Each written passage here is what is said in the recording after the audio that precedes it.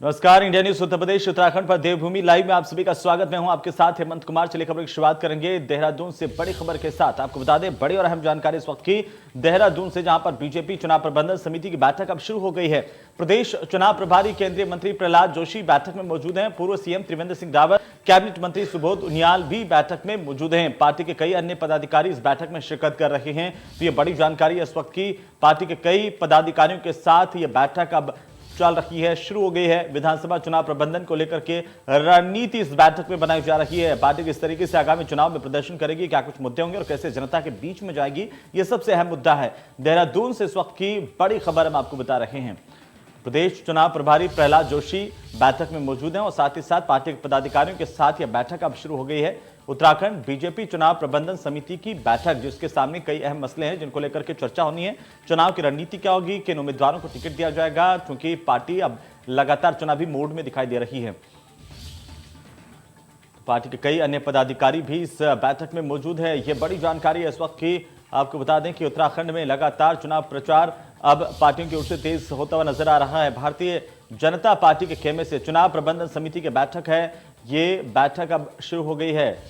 Uttarakhand BJP चुनाव प्रचार समिति की बैठक में चुनाव प्रभारी प्रहलाद जोशी मौजूद हैं। पूर्व सीएम कैबिनेट मंत्री सुबोध उनियाल भी इस बैठक में हिस्सा ले रहे हैं। साथ ही अगर पार्टी के प्रबंधन की बात करें, कई पदाधिकारी इस बैठक में शिरकत कर रहे हैं।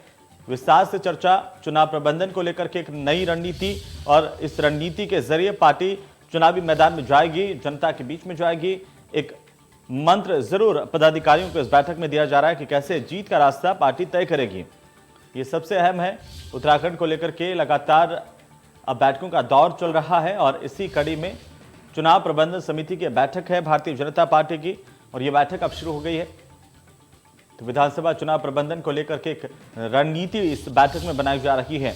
आपको बता दें, बड़ी जानकारी, एक बड़ी चुनौती है उत्तराखंड बीजेपी के सामने कि सरकार कैसे रिपीट हो, इस पर काम किया जा रहा है। क्योंकि 3 मुख्यमंत्री बदले गए पार्टी की तरफ से, साथ ही साथ जो संगठन है उसमें भी बदलाव देखने को मिले। 3 प्रदेश अध्यक्षों की भी जो है अदला बदली हुई।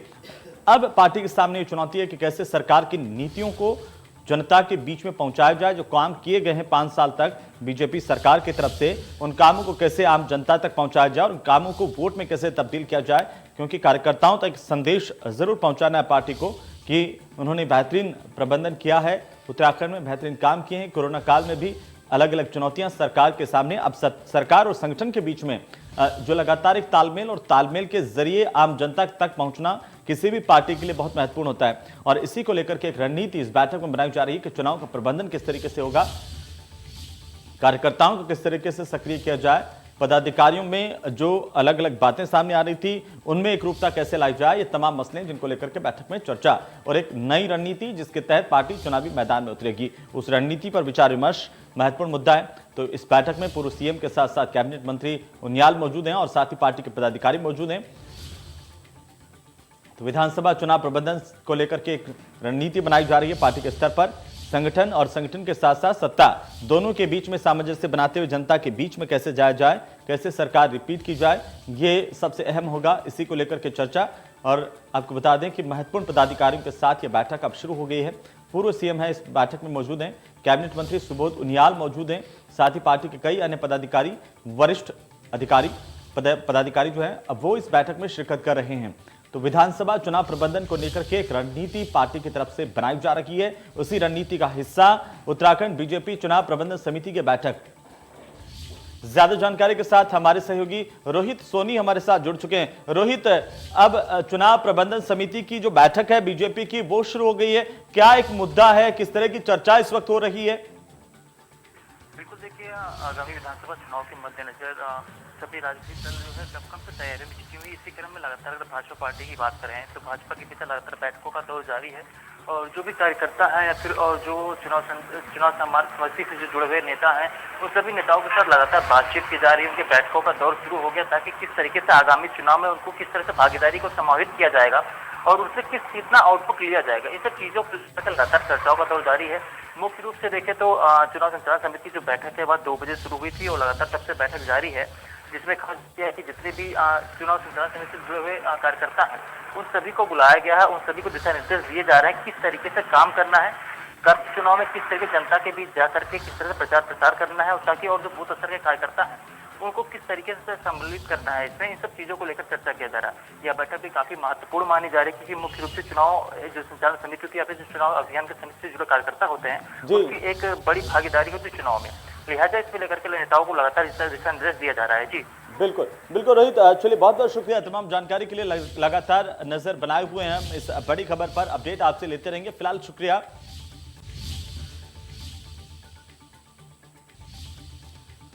चलिए आगे बढ़ेंगे। मुख्यमंत्री पुष्कर सिंह धामी पिथौरागढ़ पहुंच चुके हैं, रोड शो कर रहे हैं। पुष्कर सिंह धामी जनता का आशीर्वाद और साथ ही साथ आज शरदोत्सव मेले का शुभारंभ भी करेंगे सीएम।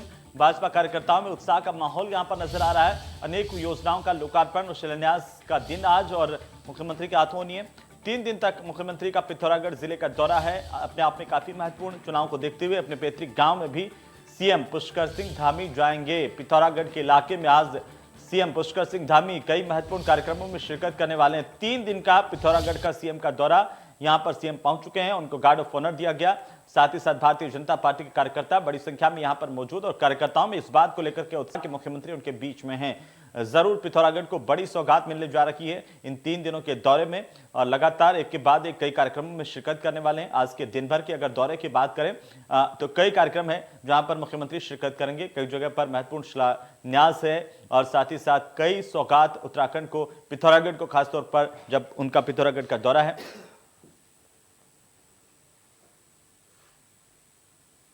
तो चलिए अब बात कर लेते हैं कांग्रेस पार्टी की। देहरादून से बड़ी खबर हम आपको बता दें कांग्रेस के खेमे से, जहां पर कांग्रेस का गांव गांव कांग्रेस अभियान आज से शुरू होने जा रहा है। आज से 3 दिनों तक गांव में रात्रि विश्राम करेंगे पार्टी के वरिष्ठ नेता।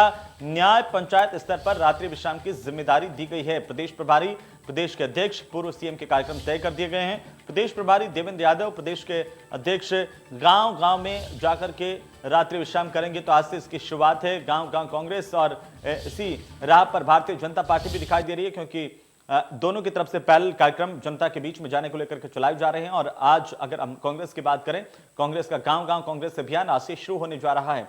पार्टी के तमाम नेता, वरिष्ठ नेताओं की अगर हम बात करें, जनता के बीच में जाएंगे, गांव में एक रात बिताएंगे। अपने आप में काफी महत्वपूर्ण है कार्यक्रम पार्टी का, क्योंकि जिस तरीके से कांग्रेस पार्टी दावा कर रही है चुनाव में एक बार फिर से सत्ता में लौट पाए, तो 3 दिनों तक गांव में रात्रि विश्राम करेंगे पार्टी के वरिष्ठ नेता। चलिए आगे बढ़ेंगे। देहरादून से खबर, जहां पर उत्तराखंड सरकार ने आपदा राहत राशि में बढ़ोतरी की है। बड़ी जानकारी है उत्तराखंड के लिहाज से। प्रदेश की सरकार ने आपदा प्रभावितों के लिए राहत राशि को बढ़ा दिया है।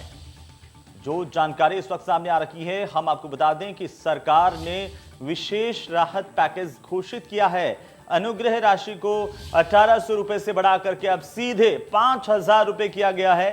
घरेलू सामान के लिए 3800 से बढ़ा करके 5000 किया गया है। कच्चे मकान के आंशिक क्षतिग्रस्त होने पर 3200 रुपए की राशि की जगह पर अब 5000 रुपए की राशि दी जाएगी। पक्के मकानों के आंशिक क्षतिग्रस्त होने पर 5200 रुपए दिए जाने का प्रावधान था, इसे भी बढ़ाया गया। सचिव आपदा एसए मुरुगेशन ने इसे लेकर के आदेश जारी कर दिए हैं।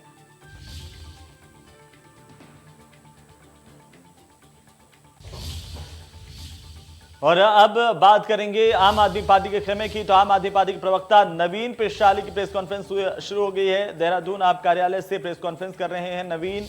आपको बता दें कि भगवंत मान के 3 दिवसीय कुमाऊं दौरे की जानकारी उन्होंने दी है। कुमाऊं के उधम सिंह नगर में किसान संकल्प यात्रा निकालेंगे। आम आदमी पार्टी जवानों और किसानों के साथ आगे बढ़ रही है। जवान की सरकार बनेगी तो किसानों के मुद्दे हल होंगे, ये आम आदमी पार्टी की प्रेस कॉन्फ्रेंस में कहा गया है। नवीन जो उनके पदाधिकारी हैं उनकी तरफ से जानकारी दी गई है। उनकी प्रेस कॉन्फ्रेंस अब शुरू हो गई है। आम आदमी पार्टी के प्रदेश कार्यालय में प्रेस कॉन्फ्रेंस चल रही है। आम आदमी पार्टी के प्रवक्ता नवीन पेशाली की प्रेस कॉन्फ्रेंस कई मुद्दों को लेकर जानकारी दी है और साथ ही साथ पार्टी के आगामी कार्यक्रम को लेकर जानकारी दी।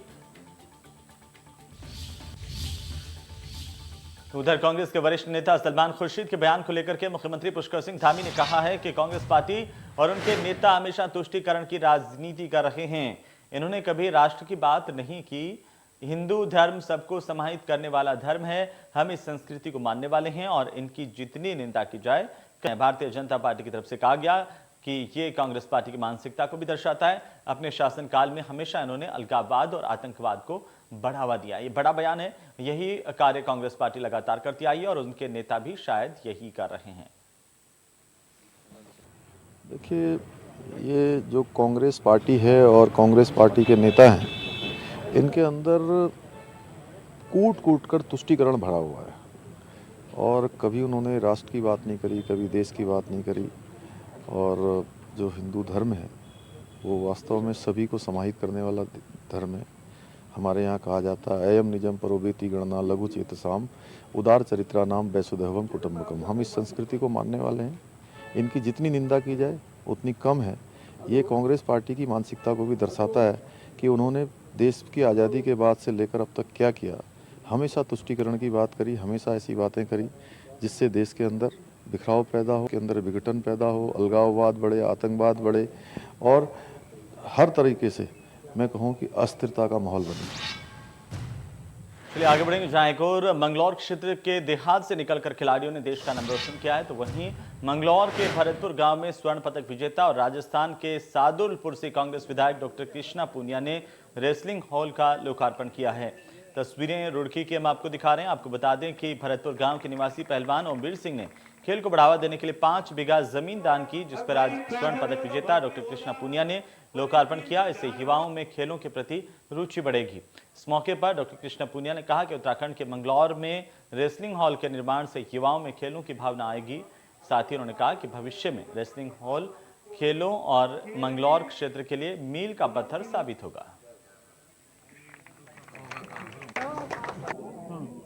ये कांग्रेस की देन है, जिसके सामने कृष्णा पूनिया भी खड़ी है और जितने खिलाड़ी पूर्व में रहे हैं। और मैं ज़रूर ये कहना चाहूँगी कि कांग्रेस के द्वारा ही वो संस्थान खड़े किए गए और ये हमारा दुर्भाग्य है कि हमारे देश में क्रिकेट को छोड़कर बाकी खेलों में जो प्राइवेट कंपनी को स्पॉन्सरशिप के रूप में आना चाहिए वो नहीं आए हैं। ये भी आप मानते हैं कि क्रिकेट में प्राइवेट पैसा बहुत आ रहा है। अगर वो हमारे देश में जिस दिन, क्योंकि आउटपुट स्पोर्ट्स में सिर्फ मेडल है, उसके अलावा हम क्या कर सकते हैं।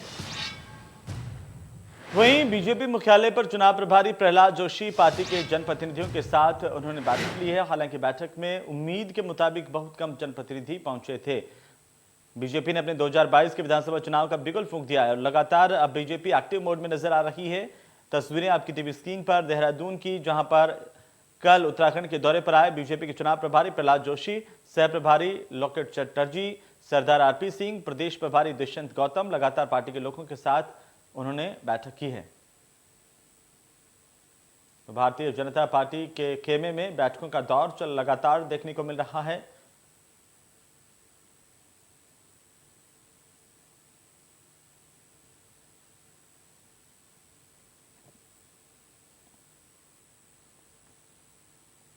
एक्टिव मोड में भारतीय जनता पार्टी दिखाई दे रही है, बैठकों का दौर, लेकिन कार्यकर्ता इस बैठक में हालांकि उम्मीद से कम ही पहुंचे। तो मिशन 2022 का चुनावी बिगुल लगातार बजता हुआ दिखाई दे रहा है। और इसी बीच हल्द्वानी से बड़ी खबर, जहां पर सलमान खुर्शीद की विवादित टिप्पणी पर हरीश रावत ने बयान दिया है। सलमान खुर्शीद को अपना वक्तव्य बदल लेना चाहिए। हरीश रावत ने कहा, जो तुलना समाज के बीच में विष फैलाने वाले लोगों को ताकत देती है, ऐसी तुलना करने से किसी भी राजनेता को बचना चाहिए, ये हरीश रावत ने कहा है। उन्होंने कहा, कांग्रेस और हरीश रावत सलमान खुर्शीद के उस बयान से असहमत हैं। सलमान खुर्शीद ने सनराइज ओवर अयोध्या नाम की किताब लिखी। अभिनेत्री कंगना रनौत के आज़ादी वाले बयान पर भी टिप्पणी की है। हरीश रावत ने कहा कि अब कुछ लोग ये भी कहेंगे कि जब मोदी पैदा हुए तब देश को आज़ादी मिली।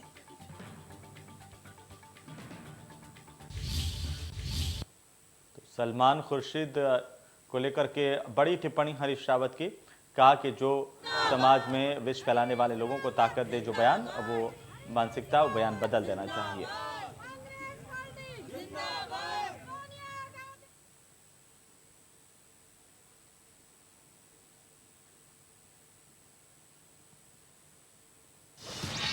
उधर आम आदमी पार्टी की रोजगार गारंटी यात्रा आज सतपुली में कर्नल कोठियाल हुंकार भरेंगे, युवाओं में जोश भरेंगे। कर्नल कोठियाल रोजगार गारंटी रैली निकालेंगे। यहां पर आपको बता दें कि पूरी पुल से ये रैली निकलेगी, आम आदमी पार्टी की रोजगार गारंटी यात्रा, और यात्रा में शामिल होंगे सैकड़ों युवा और मातृशक्ति। कर्नल कोठियाल विशाल जनसभा को भी संबोधित करने वाले हैं। बड़ी जानकारी, पोखड़ा बाजार में भी एक जनसभा को कोठियाल संबोधित करेंगे। चलिए इसी के साथ ही देवभूमि लाइव में फिलहाल इतना ही। आप देखते रहिए इंडिया न्यूज। नमस्कार।